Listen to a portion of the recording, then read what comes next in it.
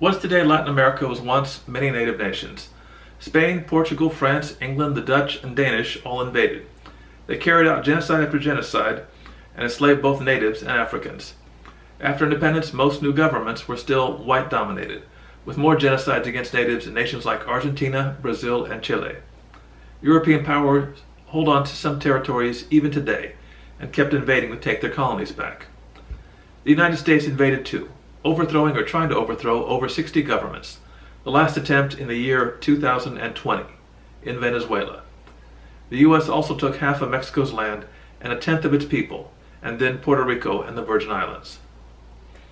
There is a long history of many Americans fearing and hating Latinos. Latin America's image and reality is often one of instability, poverty, drug cartels, revolutions, corruption, and refugees. But it did not have to be this way. Latin America could remain all or mostly native nations. I spoke about this in detail in the previous series, What If Natives Won? Poverty, white domination, and foreign invasions could have been stopped, prevented, or limited. The U.S. could have been more Latino culturally, with higher numbers of Latinos. The U.S. could have been less racist, less dominating, or the U.S. could be defeated. Some Latin American nations could even become regional or world power. There's a huge lack of alternate history about Latin America and Latinos. So much alternate history is Europe-centered, mostly because so much history and history teaching is Europe-centered. This series is dedicated to scenarios, points of departure, and possibilities of Latin American victory within Latin America and a more Latino or less racist American society. My name is Al Carroll. I'm Associate Professor of History at Northern Virginia Community College. I've written mostly about wars, veterans, human rights, and genocide. My next history book will be Genocide Denial in America, about the 7 genocides against indigenous people that took place in the U.S. that most people were never taught about, don't know, or deny. I've also written some science fiction, mostly alternate history. One story, Timely Saviors, appeared in a short story collection, The Witness Paradox. I'm also, together with Rob Schmidt of Bluecorn Comics, editing and putting out a short story alternate history collection, What If Natives Won? Or Killing Columbus. I've also written a sci-fi alternate history book, The Man in Black, the first of a series. No American president invaded more nations than Woodrow Wilson. He did so believing it was for their own good. Wilson was a white supremacist, one with a strong streak of paternalism. He famously said, "I'll teach them to elect good leaders," while discussing these invasions of Latin America. Wilson invaded Latin America not just more than any other American president, but more than anyone since Spanish invasion and conquest. He invaded Haiti in 1914, and U.S. troops stayed until 1924. He invaded Nicaragua in 1912, and American troops controlled it for 21 more years. Wilson invaded Panama the same year, and again in 1918, where they stayed until 1920, and also invaded Honduras, again in 1912. He invaded the Dominican Republic in 1914, and again in 1916, with U.S. troops staying for 8 years. Cuba, despite being what the Spanish-American War was supposedly fought to free, was also invaded in 1912, and then again in 1917, with U.S. troops controlling it for 16 years. And Guatemala was also invaded in 1920 by Wilson. Wilson also invaded Mexico twice. First, he took over the city of Veracruz. A second invasion was American troops pursuing Pancho Villa after the attack on the border town of Columbus, New Mexico. U.S. troops tried and failed to capture Villa for over 9 months. World War I occupied Wilson's attention far more. But Wilson regarded Mexicans as too inferior to decide their own fate, especially if they were mostly Indian ancestry, like President Huerta. What if Wilson decided to invade on a large enough scale to end the Mexican Revolution? Mexico's revolution began in 1910 and ended in 1917 or 1920, depending on which historian you agree with. The longtime dictator of 40 years, Porfirio Diaz, was overthrown. The new president, Francisco Madero, brought in limited election reforms, but did nothing to address the massive poverty and inequality in Mexico. So Emiliano Zapata and Pancho Villa and others revolted. General Huerta took advantage and overthrew and murdered Madero in early 1913. He is still a major villain in Mexican history, often called El Chacal, the Jackal, or El Usurpador, the Usurper. Huerta was actually recognized as the legal president by U.S. President Taft, and then by Wilson himself for a short time. Then Wilson blocked arms sales and seized Veracruz. This is when Wilson is most likely to send American troops. Huerta had over 300,000 troops fighting for him, against the other leaders in Mexico, against Zapata, Obregón, Carranza, and Orozco, and Villa. Most of these were draftees, and some were even taken by force, even from prisons.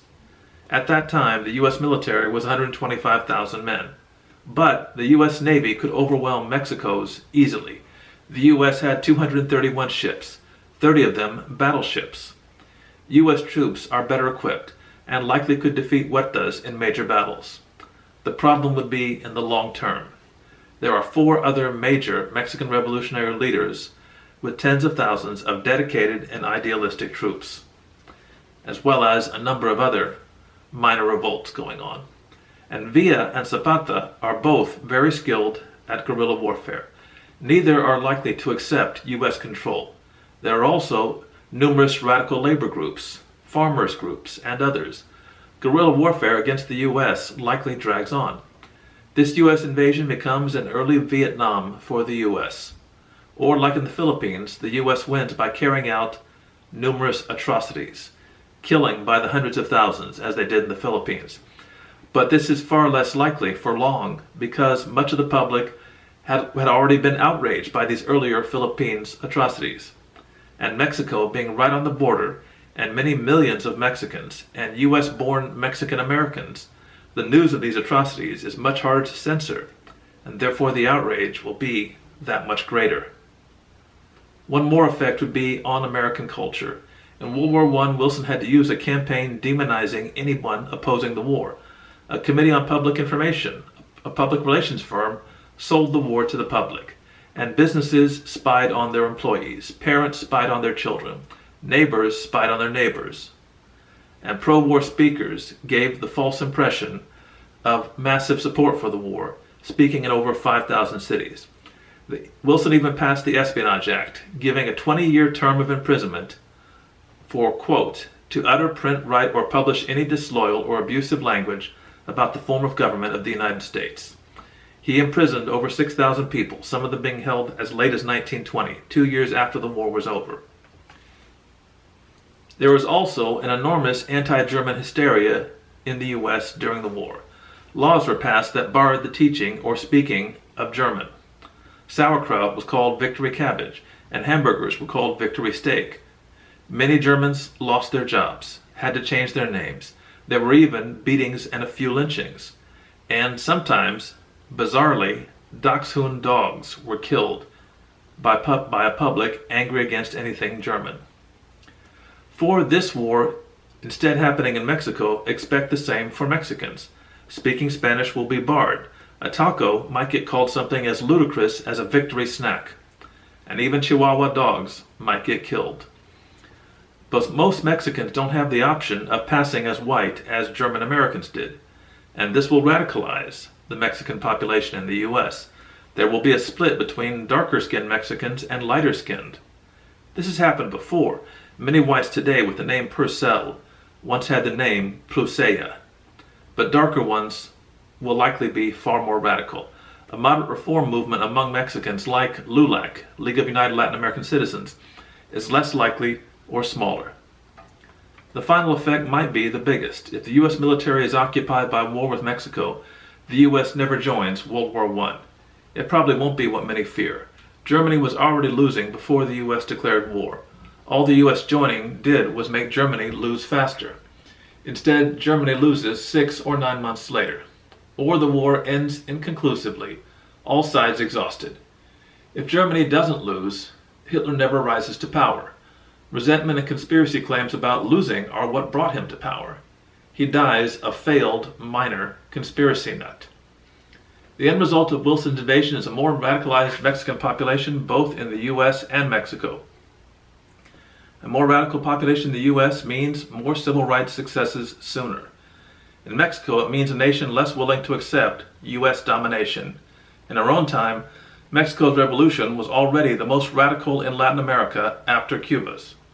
It ended the power of the military in Mexican politics. It gave land to farmers with the ejido system. The church lost most of its power, so much that Catholics were actually greatly persecuted in the 1930s. A U.S. defeat in the Mexican Revolution means that Mexico plays the same role that Cuba did later, as a boogeyman for the American right wing. This is the end of the video. Please repost freely, like, quote, and comment. This has been Latin American Victory.